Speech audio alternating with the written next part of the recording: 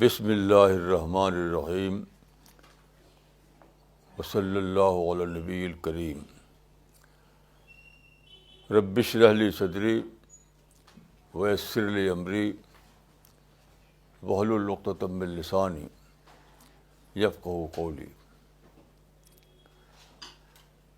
15 مارچ 2015۔ میں بہت دن سے قرآن کی 2 آیتوں پر سوچ رہا تھا،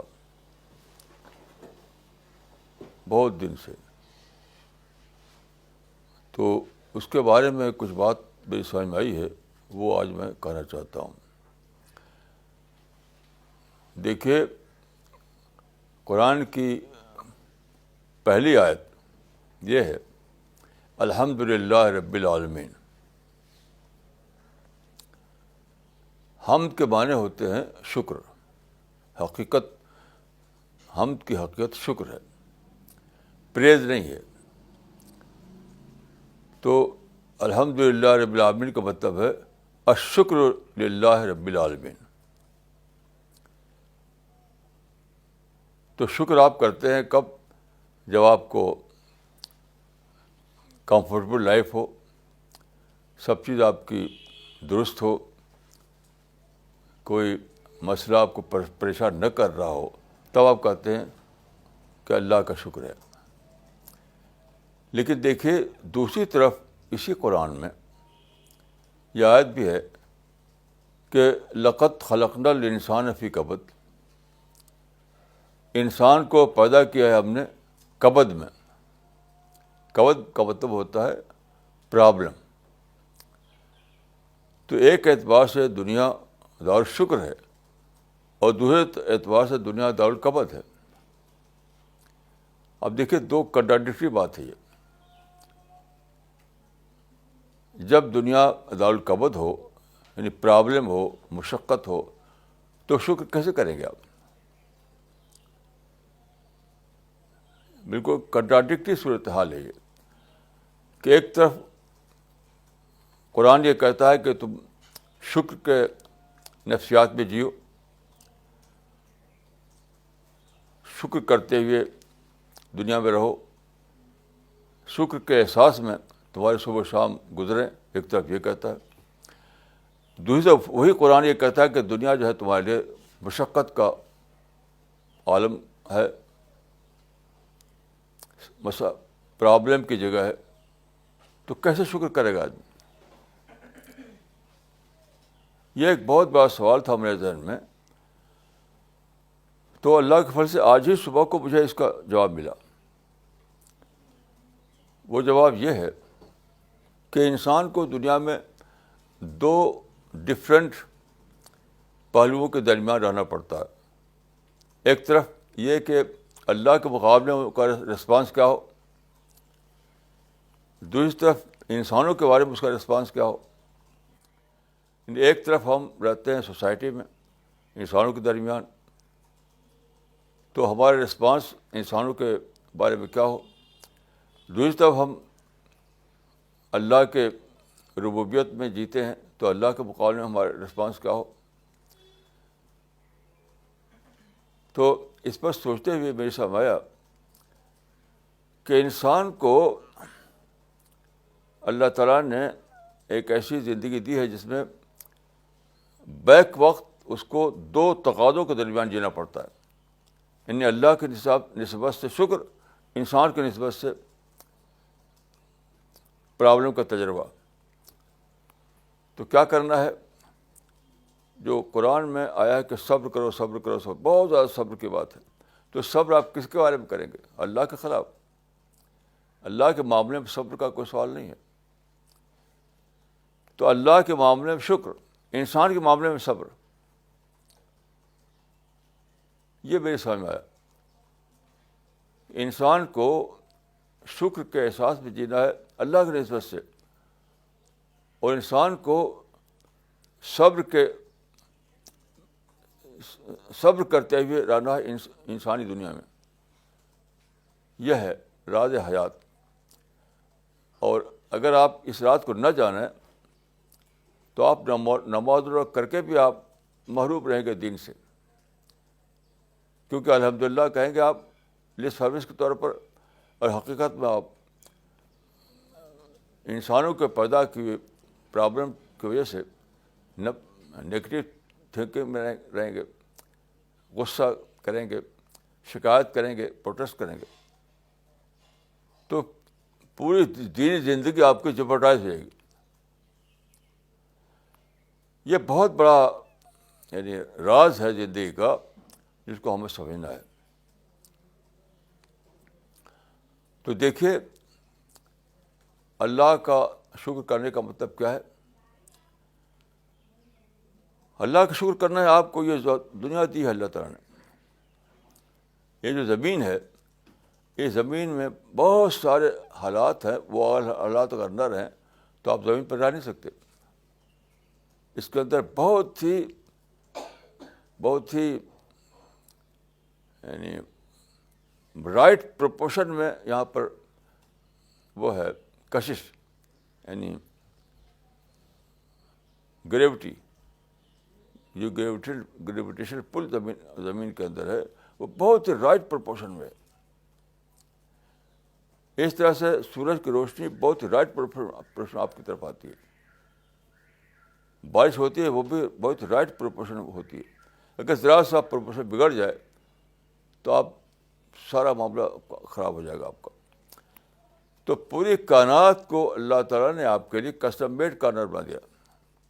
کسی سائنٹسٹ نے صحیح کہا ہے کہ universe is a custom made universe. پوری یونیورس کو اللہ نے انسان کے لیے کسٹم میڈ یونیورس بنا دیا، جس کا تجربہ ہر لمحہ انسان کو ہوتا ہے. اس کو لائٹ چاہیے تو سورج لائٹ دے رہا ہے، اس کو آکسیجن چاہیے تو ہوا آکسیجن پہنچا رہی ہے، اس کو غذا چاہیے تو زمین میں غذائیں اگ رہی ہیں، اس کو پھل چاہیے تو درخت سے پھل لٹک رہے ہیں. بلین چیزیں ہیں جو انسان کے لیے اللہ نے پیدا کی ہیں. تو یہ چیزیں آپ کو بتاتی ہیں کہ اللہ کا شکر کر کے اس دنیا میں رہو. یہ ورلڈ تمہارے لیے بلیسنگ کی دنیا ہے. یہ دنیا جو ہے تمہارے لیے بلیسنگ کی دنیا ہے. تو شکر کے احساس میں جیو. اب سوال دوسرا آتا ہے کہ جب انسانی دنیا ورلڈ آف پرابلم ہے تو کیسے ہم اپنے شکر کو مینٹین کریں، شکر کے جذبات کو کیسے رکھیں. تو دیکھیے، ایک طرف آپ کو پرابلم مینجمنٹ کا آرٹ سیکھنا ہے اور اللہ کے بارے میں اکنالج کرنے کا ذہن بنانا ہے.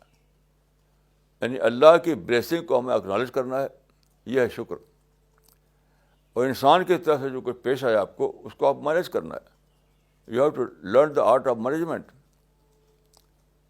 تب جا کر کے آپ مینٹین کر پائیں گے اپنے شکر کے احساس کو. یہاں پر میں آپ کو یاد دلاؤں گا کہ الترمذی جو حدیث کی ایک کتاب ہے، یعنی 6 کتابیں جو صحاح کہی جاتی ہیں ان میں سے ایک ہے وہ.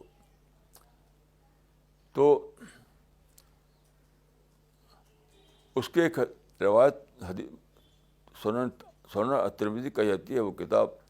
اس میں ایک روایت ان الفاظ میں آئی ہے: من لم یشکر الناس لم یشکر اللہ، من لم یشکر الناس لم یشکر اللہ. جو شخص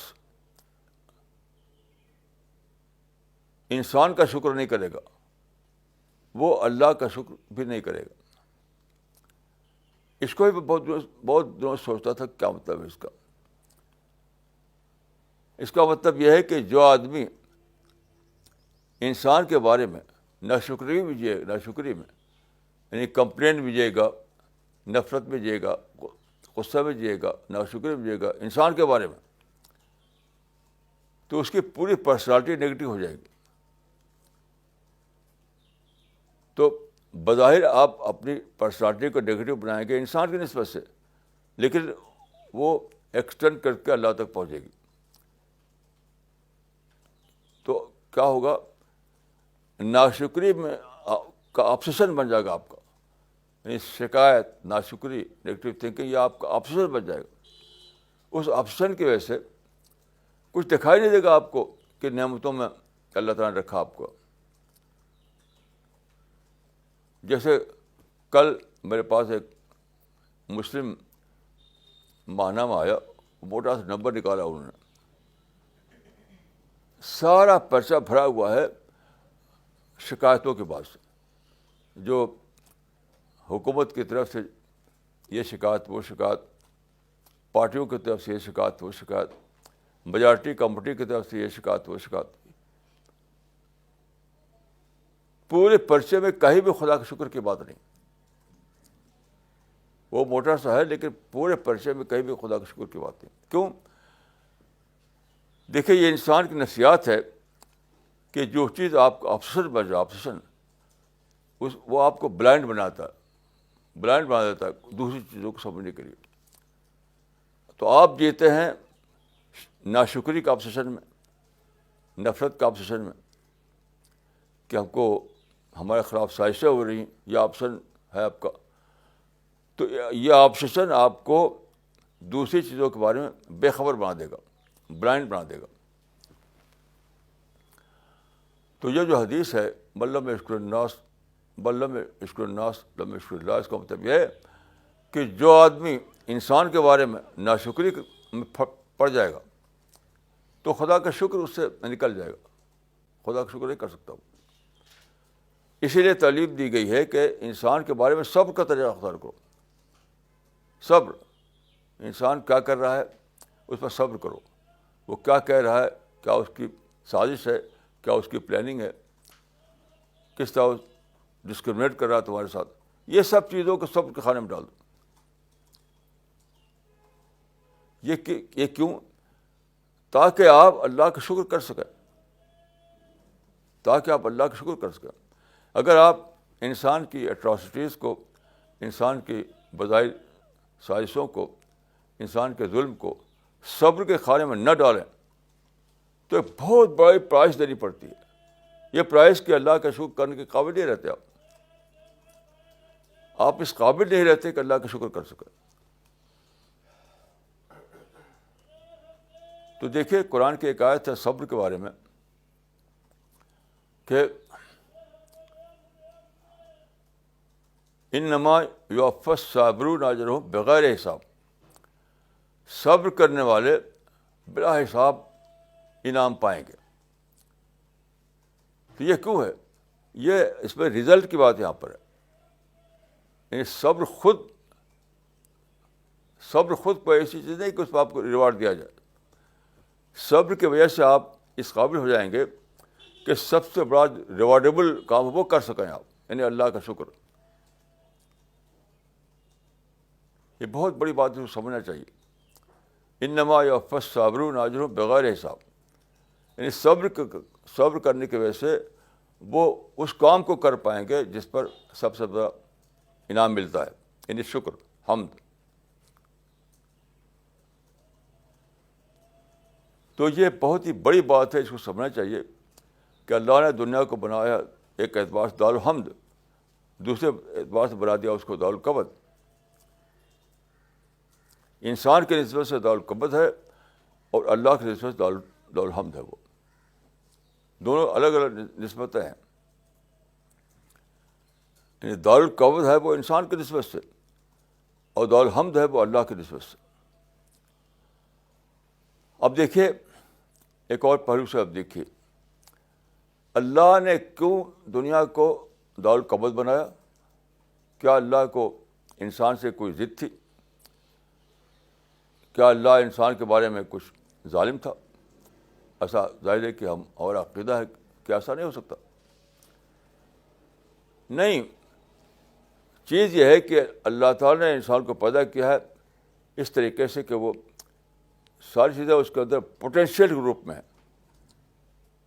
پوٹینشیل کے روپ میں, جیسے پتھر ہے, پتھر میں جو چیز ہے وہ ہے, اس میں کوئی چیز پوٹینشیل کے روپ میں نہیں ہے. کوئی جیسا پتھر ہے ویسا ہے, لوہا جیسا ہے ویسا ہے,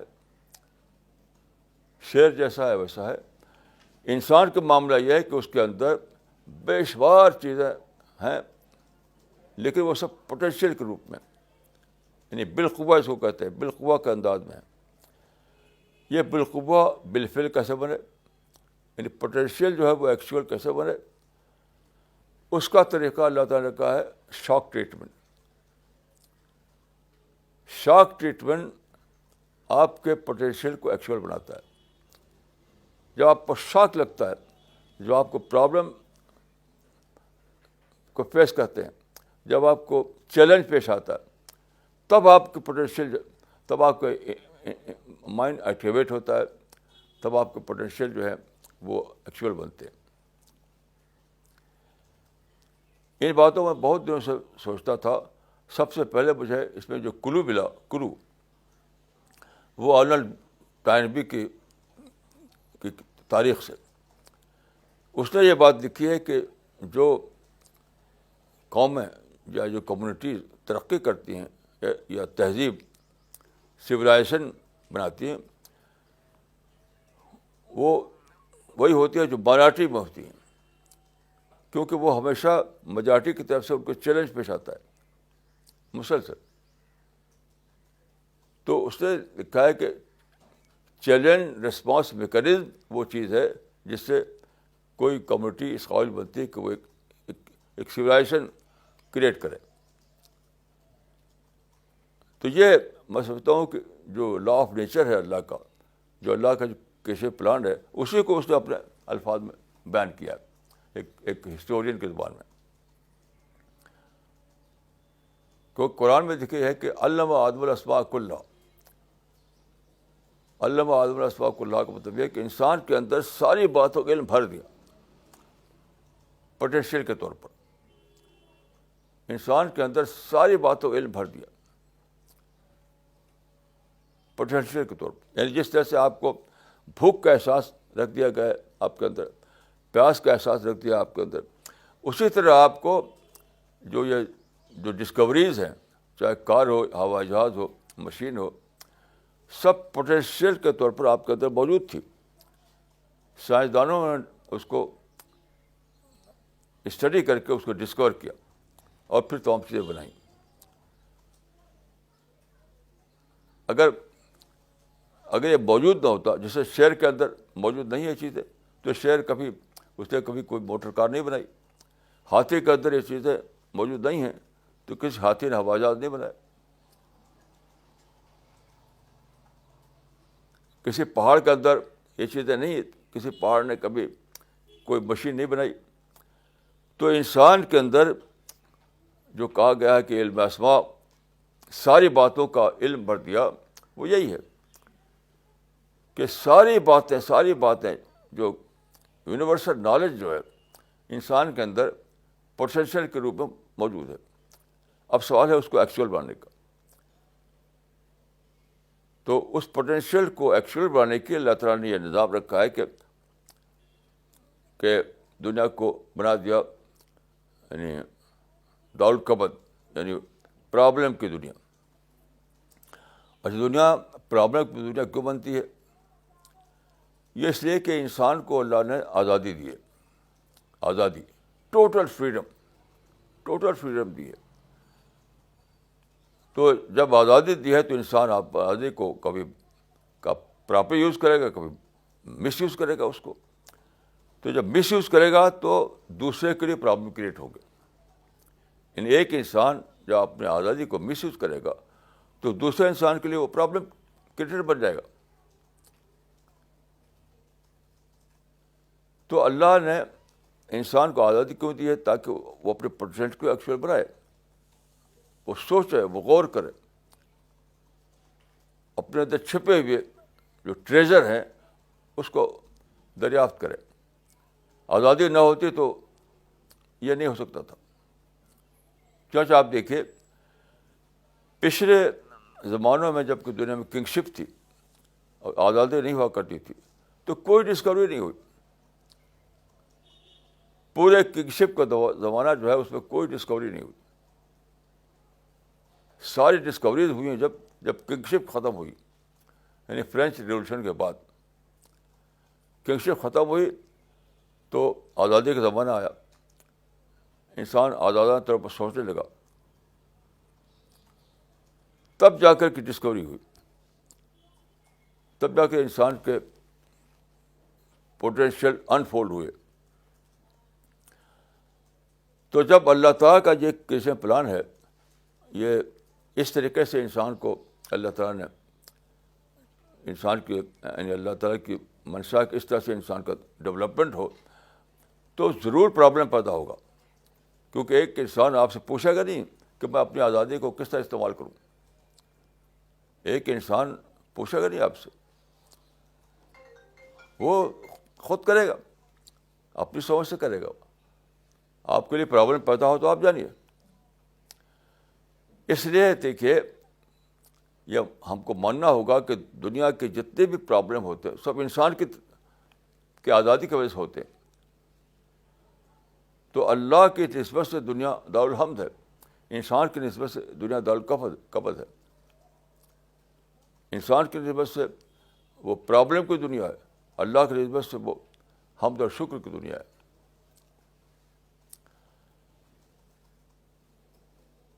تو ان باتوں کو جب آپ جانیں گے تب آپ صبر کریں گے. صبر کا معنی کیا ہے؟ Acceptance of reality.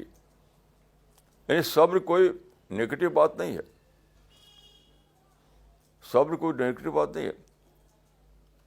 صبر مینس ایکسیپٹنس آف ریئلٹی. یعنی آپ اس بات کو ایکسیپٹ کریں کہ اللہ نے جو پلان بنایا وہ بہترین پلان ہے. اس کی وجہ سے اگر پرابلم آتے ہیں تو مجھے اس کو مینیج کرنا چاہیے، مجھے ریئیکٹ نہیں کرنا چاہیے. یعنی آپ یہ جب کریں گے کہ صبر کو یعنی صبر کی شکل میں آپ ریئلٹی کو ایکسیپٹ کریں گے تو آپ کیا ہوگا، آپ کے اندر ریئیکشن نہیں پیدا ہوگا، آپ کے اندر نگیٹو تھاٹ نہیں آئیں گے، آپ کو غصہ نہیں آئے گا، آپ پروٹیسٹ نہیں کریں گے، آپ کمپلین نہیں کریں گے. کیونکہ جو کچھ ہو رہا ہے وہ تو اللہ کے پلان کے مطابق ہے. تو جب آپ ایسا کریں گے تب آپ کیا ہوگا کہ آپ کا مائنڈ جو ہے ڈیولپمنٹ کے راستے پہ چلے گا. آپ کسی انسان کو دیکھیے جو شکایتیں کرتا ہو، جو کمپلین جیتا ہو، جو ظلم کے داستانیں بیان کرتا ہو، اس کے پاس بیٹھیے آپ 1 گھنٹہ، آپ دیکھیں گے کہ اس کے اندر کوئی کریٹیوٹی نہیں، اس کے مائنڈ میں کوئی ڈیولپمنٹ نہیں ہوا.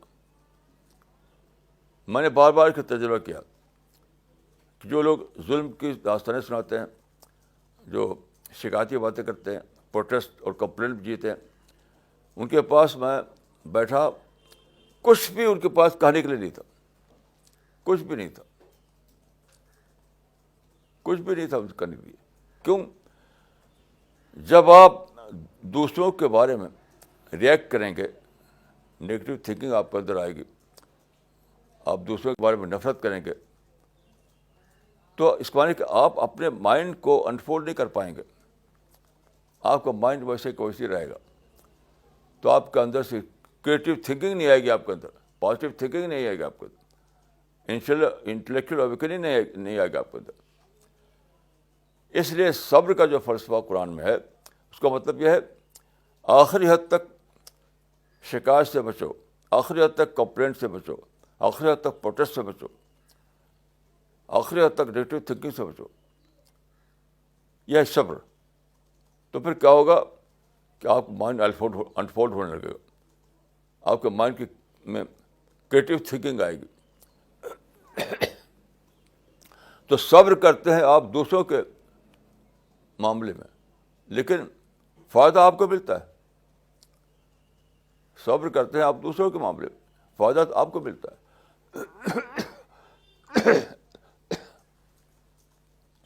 اگر آپ صبر نہ کریں تو کیا ہوگا، آپ شکایت میں جئیں گے، پروٹیسٹ میں جئیں گے، نفرت میں جئیں گے، اس احساس میں جئیں گے ساری دنیا ظالم ہے، تو انسان سے محبت ہی نکل جائے گی. آپ غور کیجئے کہ جن انسانوں کے درمیان آپ کو رہنا ہے، جن انسانوں کے درمیان آپ کو اپنا ٹرسٹ دینا ہے، ان سے آپ کے اندر نفرت آ جائے تو کیا ہوگا آپ کا حال؟ یہ آپ مجبور ہیں کہ سوسائٹی میں رہیں، آپ مجبور ہیں کہ دوسرے لوگوں کے ساتھ رہیں، آپ مجبور ہیں کہ دوسرے مذہب والے, دوسرے کلچر والے, دوسری سوچ والے جو ہیں دنیا میں رہیں, آپ ان کے ساتھ زندگی گزاریں, یہ مجبور ہیں آپ, کیونکہ آپ کسی خلا میں نہیں جا سکتے, آپ کسی جنگل میں جا کر نہیں رہ سکتے, اسی دنیا میں رہنا ہوگا لوگوں کے ساتھ. تو جن لوگوں کے ساتھ آپ کو رہنے کے لیے پیدا کیا گیا ہے, ان کے بارے میں آپ شکایت لیے رہیں, کمپلین لیے رہیں, نفرت لیے رہیں, تو کیا ہوگا؟ آپ کا ڈیولپمنٹ ختم ہو جائے گا. آپ کے اندر اسپریچول ڈیولپمنٹ نہیں آئے گا, آپ کے اندر انٹلیکچوئل ڈیولپمنٹ نہیں آئے گا, آپ کے اندر کریٹو تھنکنگ نہیں آئے گی. اور پھر اس سے بڑا فائدہ کیا ہوگا؟ اس سے بڑا فائدہ یہ ہوگا کہ اللہ سے آپ کا تعلق نہیں بنے گا. اس سے بڑا نقصان, سب سے بڑا فائدہ نہیں ہے, سب سے بڑا نقصان اپنے اس مزاج کا سب سے بڑا جو آپ کو نقصان ہوگا وہ یہ ہوگا کہ اللہ کے نسبت سے آپ حمد کا تعلق نہیں بنے گا آپ کا. ہر وقت آپ کے ذہن میں بھرا رہے گا شکایت ہے. جیسے میں نے عرض کیا, کل میں نے پرچہ سارے علماء کے مضامین ہیں اس میں, یعنی جو معروف علماء ان کے مضامین ہیں اس کے اندر, لیکن کسی میں خدا کا شکر نہیں, بس شکایتی کی باتیں, حکومت کی شکایت, پارٹیوں کی شکایت, میجارٹی کی شکایت, اور خدا کا شکر ہی نہیں اس کے اندر. میرے پاس پرچہ موجود ہے, آپ دیکھ سکتے ہیں اس کو. تو جب آپ انسانوں کے بارے میں شکایت میں جئیں گے تو اس کی پرائس یہ دینی پڑے گی آپ کو کہ آپ اللہ کے بارے میں شکر میں جینا سے محروم ہو جائیں گے, حمد اسپرٹ سے آپ محروم ہو جائیں گے. کیسا عجیب غریب ہے یہ معاملہ. اور یہ آپ دیکھیے اس وقت جو آپ کے آس پاس جو لوگ رہتے ہیں ان سے آپ کبھی بھی تجربہ کر لیجیے, وہ شکایتیں تو کریں گے انسان کی, اللہ کا شکر نہیں کریں گے, اللہ کا شکر نہیں کریں گے, بس شکایتیں کریں گے. اور دیکھیے ایک بات یہ بھی عرض کروں میں کہ شکایتی ذہن ہے کیا؟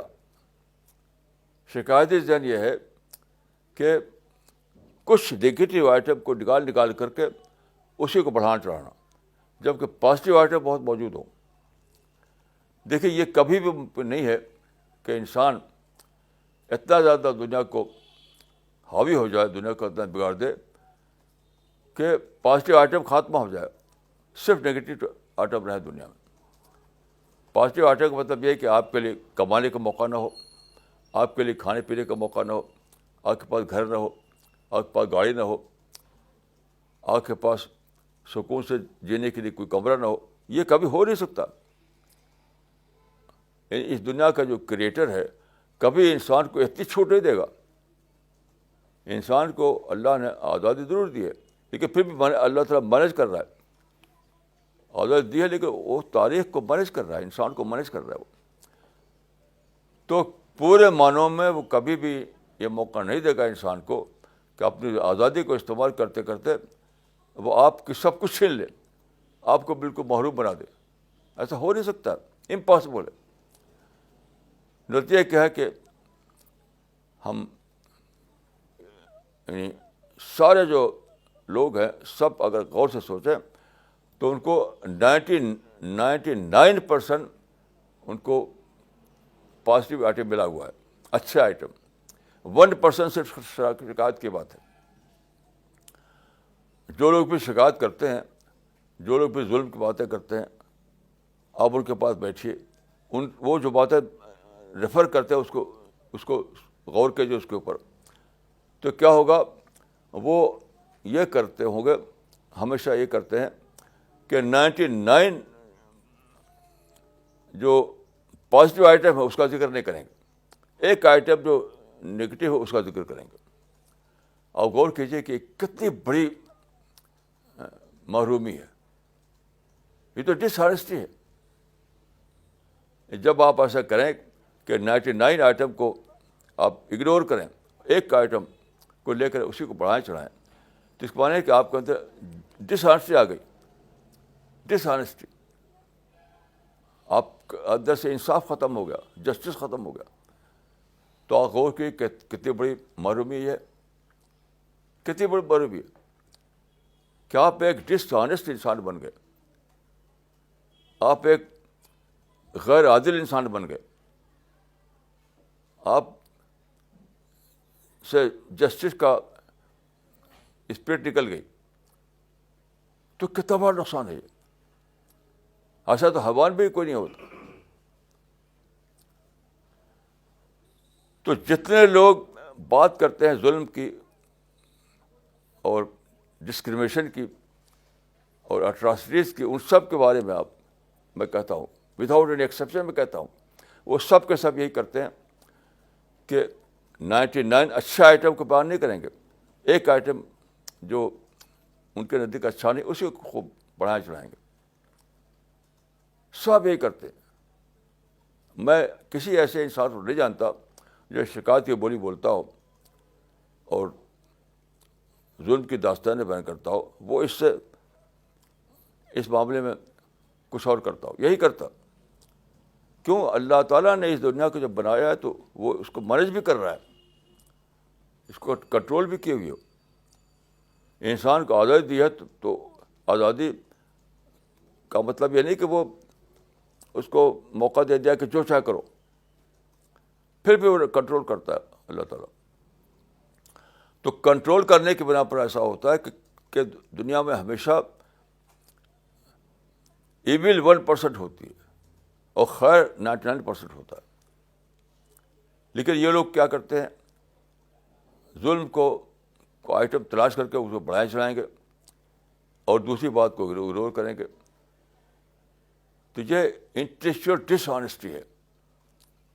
یعنی ایسا کرنا کہ زیادہ باتوں کو بیان نہ کرنا اور کسی ایک دو چیز کو بیان کرنا, یہ ہے انٹلیکچوئل ڈس آنیسٹی.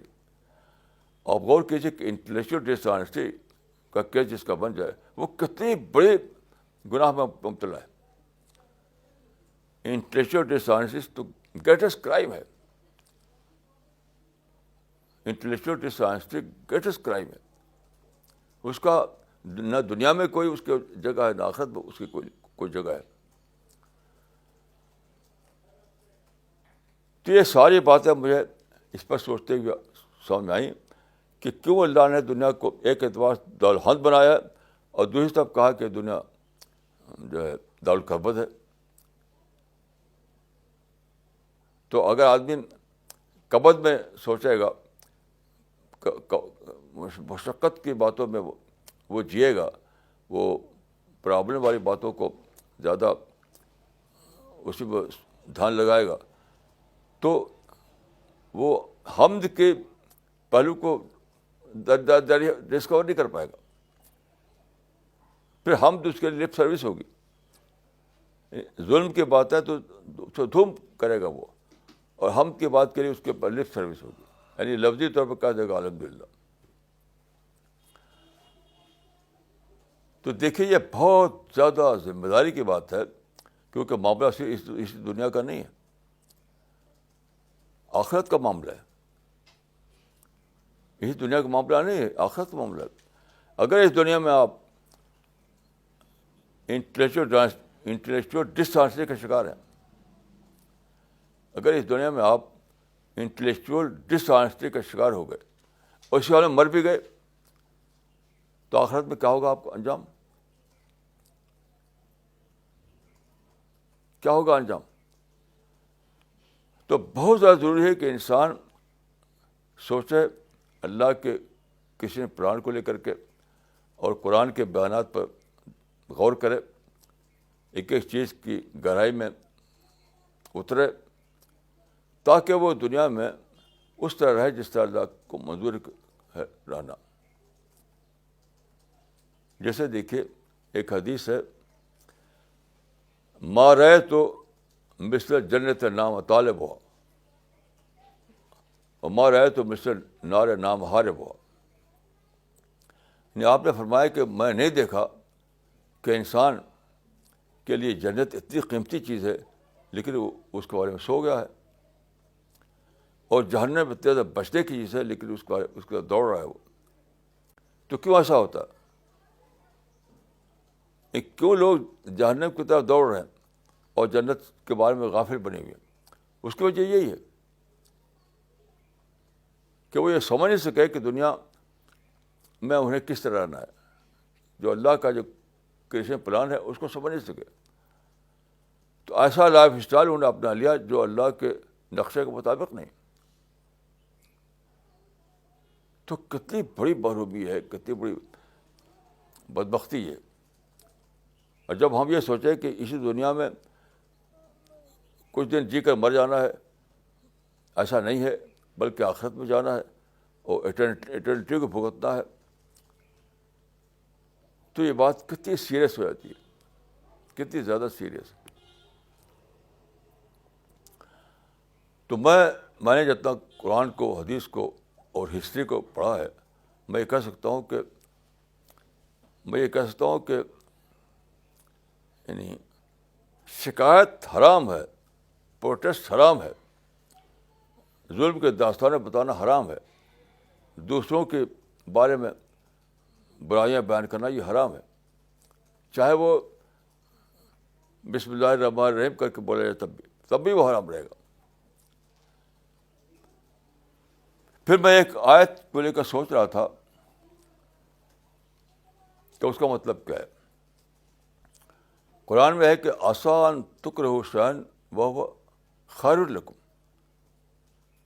اس کا ترجمہ یہ ہے کہ ہو سکتا ہے کہ تم ایک چیز کو ناپسند کرو لیکن وہ تمہارے لیے خیر ہو. اس پر سوچ رہا تھا میں کہ ہو سکتا ہے کہ تم ایک چیز کو ناپسند کرو مگر وہ تمہارے خیر ہو. تو میری سمجھ میں آیا کہ یہ ایک اسلوب کی بات ہے, ایک اسٹائل کی بات ہے. اس کے معنی یہ ہے کہ تم کوئی بھی چیز جس کو تم ناپسند کر رہے ہو وہ تمہاری خیر ہی ہے. یہ ایبسولوٹ سینس میں ہے, یہ اس معنی میں نہیں کہ کوئی ایسا ہوگا کوئی ویسا ہوگا.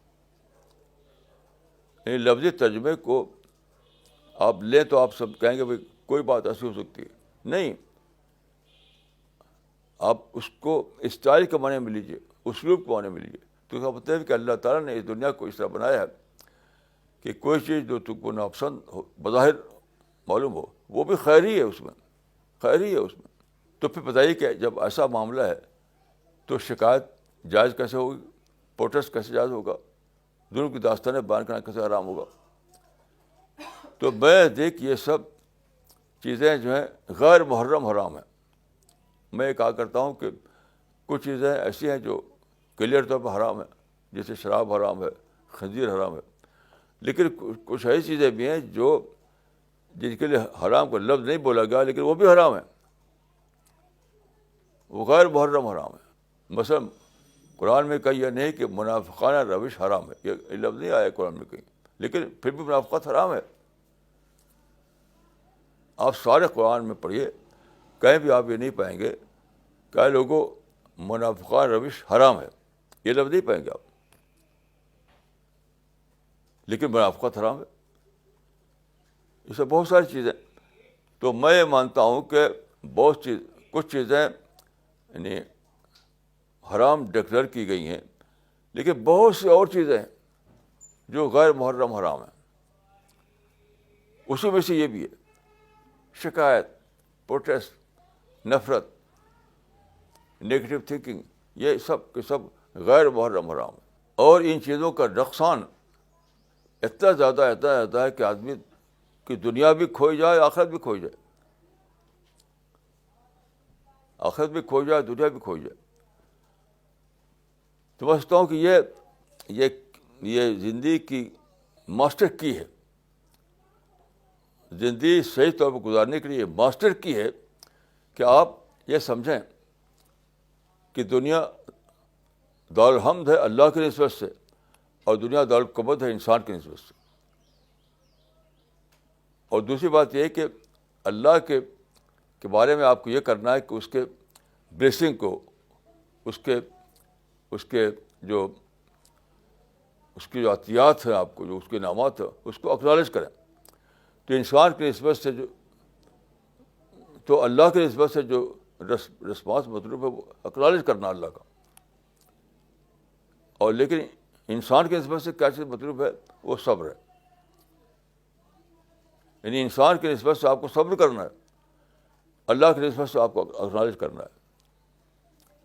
تب جا کر ایسا ہوگا کہ آپ دنیا میں وہ زندگی گزاریں گے جو تزکیے کی زندگی ہے, جو سچے مومن کی زندگی ہے, اور پھر آخرت میں آپ کو جنت میں داخلہ ملے گا.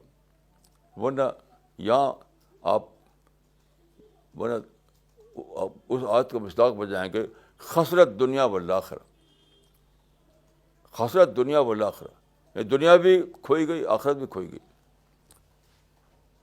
دنیا میں آپ کو ملی کیا؟ ڈس آنیسٹی. آخرت میں کیا ملا؟ دیکھیے, جو لوگ ظلم کی اور سازش کی باتیں کرتے ہیں, اپنی سمجھ سے وہ سمجھتے ہیں کہ وہ انسان کے بارے میں بول رہے ہیں, لیکن نہیں, وہ اللہ کے کسی پلان کے خلاف بول رہے ہیں وہ, کیونکہ جو کچھ ہو رہا ہے وہ اللہ کے کسی پلان کے مطابق ہے.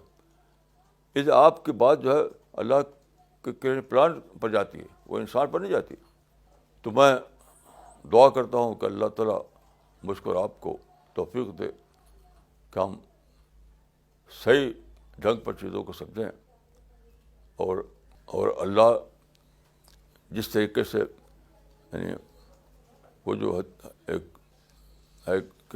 بن اللہ کی روشنی سے ہم چیزوں کو دیکھیں, تب ہمارے اندر صحیح ایمان پیدا ہوگا, صحیح تقویٰ پیدا ہوگا.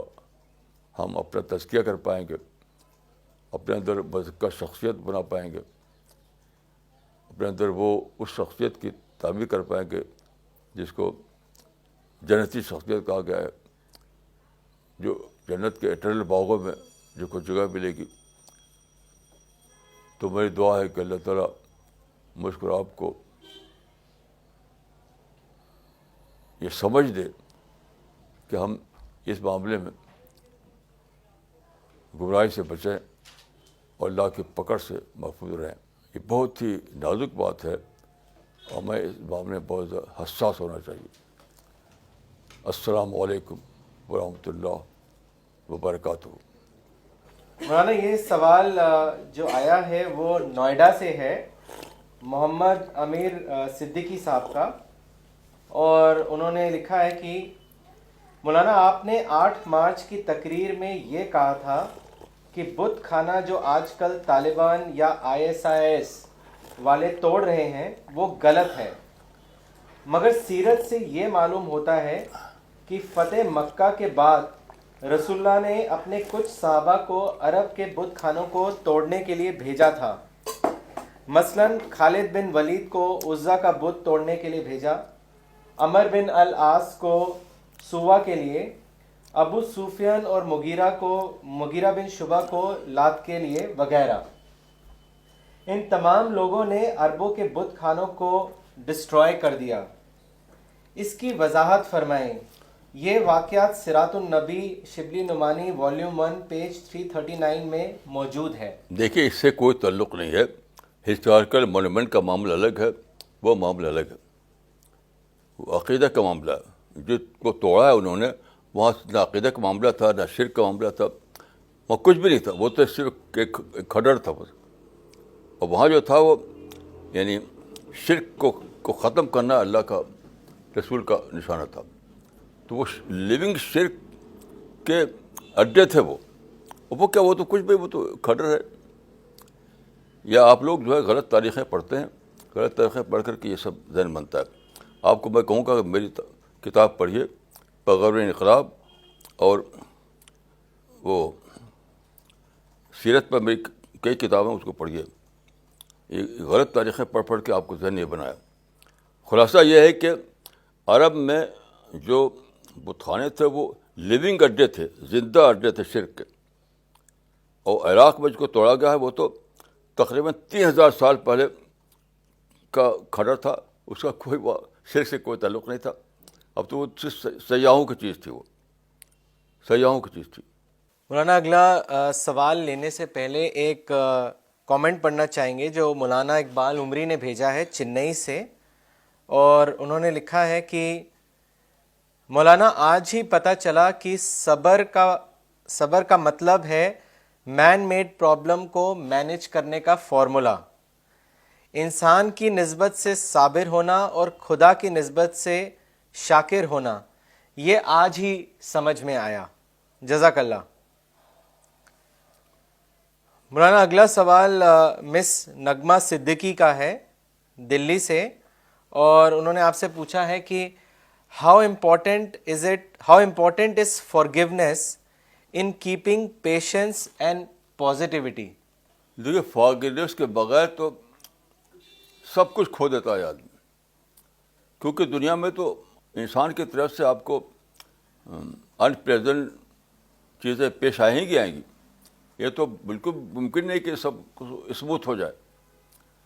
تو فارگیونیس تو بالکل مسٹ ہے اس بات کے لیے کہ آپ کے اندر شکر کا جذبہ باقی رہے اور پازیٹیو تھنکنگ باقی رہے۔ بغیر فارگیونیس کے کچھ بھی نہیں ہو سکتا۔ اسلام کا ایک اصول یہ بھی ہے کہ لیونگ ایول کے بارے میں اسلام کوئی اقدام کرتا ہے، لیونگ ایول، لیکن ڈیڈ ایول پر اس کا نہیں ہوتا اسلام کا اقدام۔ ایک ہے لیونگ ایول، ایک ہے ڈیڈ ایول۔ میں آپ کو مثال دیتا ہوں۔ رسول اللہ نے جب مکہ فتح کیا اور کعبہ پر آپ کو پورا اختیار حاصل ہو گیا، تو اس وقت کعبہ کے اوپر ایک پردہ ڈالا ہوا تھا، ایک پردہ۔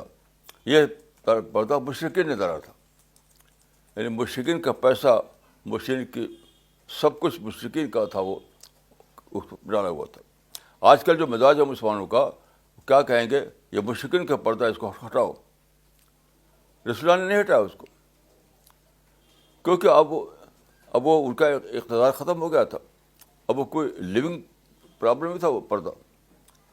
بات کو کیا ہوا کہ ایک عورت وہاں پر وہ جو دھون دینا، وہ لوبان جلا کر کیا کرتے ہیں، وہ وہاں کر رہی تھی، اس سے پردے میں آگ لگ گئی تو پردہ جل گیا۔ تو اب ایک ریئل پرابلم بن گیا کہ پردے کو دوسرے ریپلیس کیا جائے۔ تو جب تک پردہ یعنی کوئی لیونگ ایول نہیں تھا، اس وقت آپ نے باقی رکھا، اور جب دیکھا کہ پردہ تو جل گیا تو اب ایک نیا پردہ ڈالنا ہے، تو پھر آپ نے وہاں پر ایک نیا پردہ ڈلوایا۔ تو اس بات کو بہت یعنی اور بھی مثالیں ہیں اس کی کہ اسلام لیونگ ایول کو پرابلم سمجھتا ہے، ڈیڈ ایول کو اسلام پرابلم نہیں سمجھتا۔ ڈیڈ ایول کو نظر انداز کرنا یہ اسلام کا طریقہ ہے، اور لیونگ ایول کے بارے میں سوچنا پڑے گا ہمیں کہ ہم کیا کریں۔ مولانا اگلا سوال لینے سے پہلے ایک کامنٹ پڑھنا چاہیں گے جو ڈاکٹر سفینہ تبسم نے بھیجا ہے اجمیر سے، اور انہوں نے لکھا ہے کہ مولانا صاحب، today for the first time it has become clear to me that why صبر has been given such great importance in Quran. It actually helps us to do the most rewardable act, and that is to live in hamd spirit. Thanks a lot for making all of us understand this. مولانا اگلا سوال کیا ہے بھوپال سے توثیق صاحب نے، اور وہ آپ سے جاننا چاہتے ہیں کہ how do we identify our shortcomings? How do we identify our shortcomings? جو مولانا انسان کے اندر کمیاں ہوتی ہیں اس کو کیسے آئیڈینٹیفائی کر سکتے ہیں، شارٹ کمنگس کو کیسے آئیڈینٹیفائی کر سکتے ہیں؟ اس کا کوئی میتھڈ ہے یا کوئی فارمولا ہے؟ محاسبہ ایک ہی فارمولا بتایا گیا ہے قرآن و حدیث سے، محاسبہ یعنی انٹراسپیکشن۔ وہ آدمی کے اندر اتنا زیادہ داخل ہوتا ہے کہ وہ آپ خود ہی ڈسکور کر سکتا، دوسرا آدمی کو اس کو آئیڈینٹیفائی نہیں کر سکتا۔ اس کے سوچ میں، اس کے جذبات میں، اس کی پرسنالٹی میں گھسا ہوا ہوتا ہے وہ، تو کون دوسرا اس کو آئیڈینٹیفائی کرے گا؟ آپ کریں گے۔ تو اس کے لیے قرآن میں اور حدیث میں جو چیز بتائی گئی ہے وہ ہے محاسبہ، محاسبہ کا مطلب ہوتا ہے انٹرسپیکشن، یعنی اپنے خلاف سوچنا، اپنے بارے میں سوچنا، یعنی اینٹی سیلف تھنکنگ. میں سمجھتا ہوں کہ ایک ہی چیز ہے جو آپ کو بتا سکتی ہے کہ آپ کے اندر کیا کمیاں ہیں، وہ ہے اینٹی سیلف تھنکنگ. تو جس کو جو آدمی یہ چاہتا ہو کہ وہ اللہ کی رحمتوں کا مستحق بنے، تو اس کو اینٹی سیلف تھنکنگ کرنا ہی کرنا ہے. یہ تو سب بڑی عبادت ہے. اینٹی سیلف تھنکنگ سب سے بڑی عبادت ہے. مولانا اگلا سوال فہیم صاحب نے کیا ہے ناگپور سے، اور انہوں نے لکھا ہے کہ Maulana I want to develop strong conviction in God but find myself lacking in it. How can I create strong conviction like you have?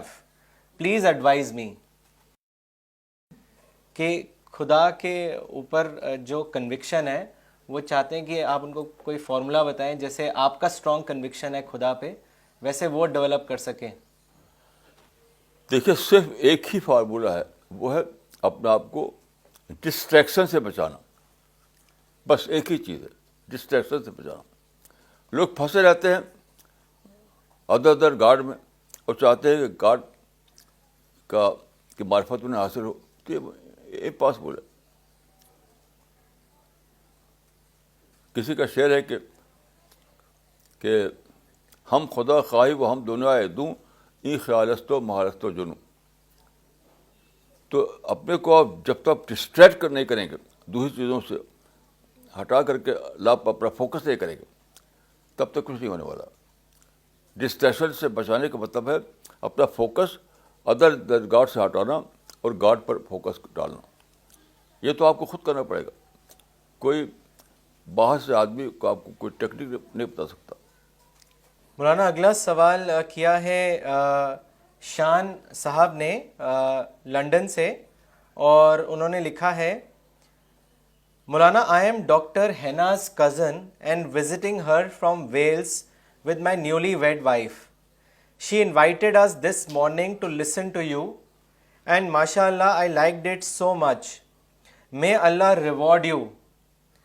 Maulana, I have a question. I want to know, what if we have a problem or complaint not from a human but from a system or a group which is doing wrong and affecting a nation? What is your advice on that? دیکھیے یہ تو آپ نے صرف لفظ بدل دیا. System کون بناتا ہے؟ انسان بناتا ہے. وہ بھی انسان کے خلاف شکایت ہے. سسٹم بنانے والا کون ہے؟ تو سسٹم میں وہی چیزیں آئیں گی جو انسان کے اندر ہیں. سسٹم جو ہے انسان کا یعنی ایکسٹینڈڈ فارم ہے. سسٹم الگ سے کوئی چیز ہے نہیں. تو سسٹم کے خلاف آپ بولیں گے تو پھر انسانی کے اوپر جائے گی وہ. اور یہ بھی سمجھ لیں کہ کبھی بھی دنیا میں کوئی سسٹم آئیڈیل نہیں ہو سکتا. امپاسبل ہے. حتیٰ کہ جو اسلام کا جو گولڈن پیریڈ ہے وہاں بھی یہ بس وجہ کہ وہاں سسٹم جو تھا بالکل آئیڈیل تھا. ایسا نہیں تھا.